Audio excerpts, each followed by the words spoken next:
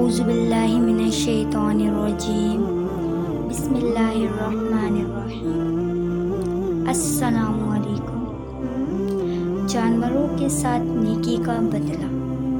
حضرت ابو ہریرہ رضی اللہ تعالیٰ عنہ سے روایت ہے، رسول اللہ صلی اللہ علیہ وآلہ وسلم نے فرمایا، دوران سفر ایک شخص کو شدید پیاس محسوس ہوئی۔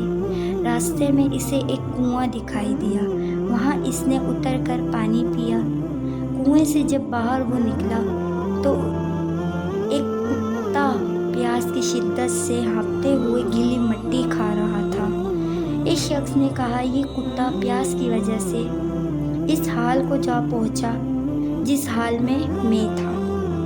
پھر وہ دوبارہ کنویں میں اترا، موزے کو پانی سے بھرا اور کتے کے منہ میں ڈال رکھا، یہاں تک کہ کتا سیراب ہو گیا۔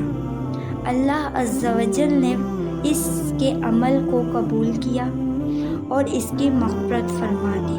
سبحان اللہ۔ صحابہ کرام رضی اللہ تعالیٰ عنہ نے عرض کیا، اے اللہ کے رسول، کیا جانوروں کے ساتھ نیکی کرنے پر بھی اجر ملے گا؟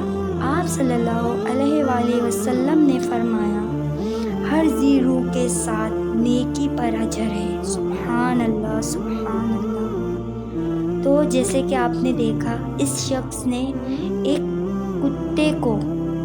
پیاسے کتے کو پانی پلایا، جس کی وجہ سے اللہ پاک نے اس کی مغفرت فرما دی۔